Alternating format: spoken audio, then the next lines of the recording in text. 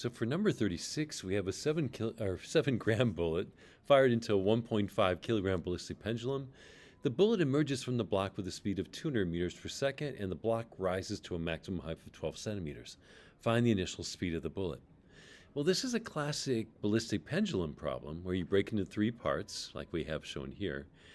But the issue is this time, usually the bullet embeds in the ballistic pendulum, but this time it goes all the way through.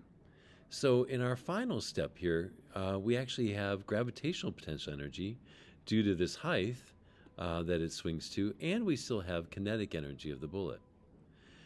So we can actually use this to figure out this velocity right here. Setting it up in terms of energy, 1/2 mv squared plus 1/2 mv squared equals 1/2 mv squared plus 1/2 mv squared. Please notice that the kinetic energy of the bullet before and after this event, or as it swings up, is the same. So basically we just have to solve this part right here.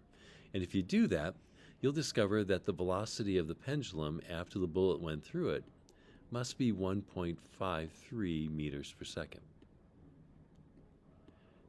Once we know that even though there was E dis generated during this point, as the bullet went through, lots of heat generated. I'll just write E dis on here so there's no confusion about what that is. Forgive my handwriting. We can still use momentum to go from this first step here to figure out the initial velocity of the bullet. Solving this now in terms of momentum, the momentum of the bullet before the collision has to equal the momentum of the bullet after the collision, which is the ballistic pendulum moving at 1.53 meters per second, the velocity we just found, and the bullet moving at its 200 meters per second.